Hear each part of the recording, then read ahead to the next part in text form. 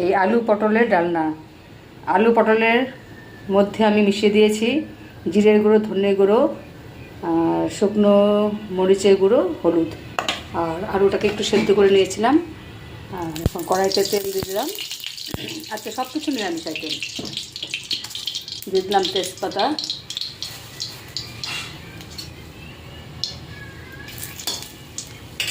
আর গোটা জিরে দিয়ে দিচ্ছি।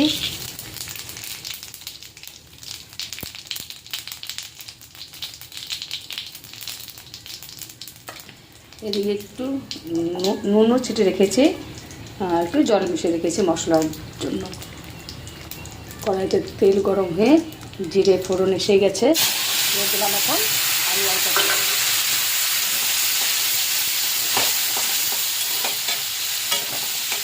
ডাল হয়ে গেল, যেটা তিতে ডাল বলেছিলাম।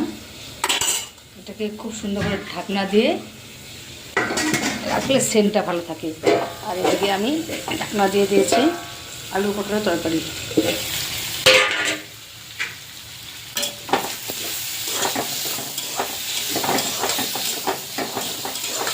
নামানোর যখন ঝোল দেব, দেওয়ার পর এখানে একটু চিনি দিয়ে দেবো আপাতত। দিয়ে নামানোর আগে আগে ঝোল দেওয়ার পরে ঘি আর গরম মশলা দিয়ে দেবো। এই একটু চিনি দিয়ে দিলাম।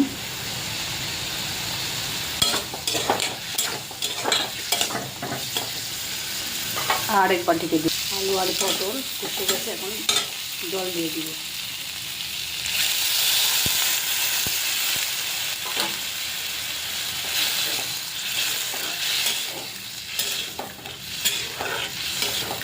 নামানোর আগে ঘি গরম মশলা দিয়ে দেবো।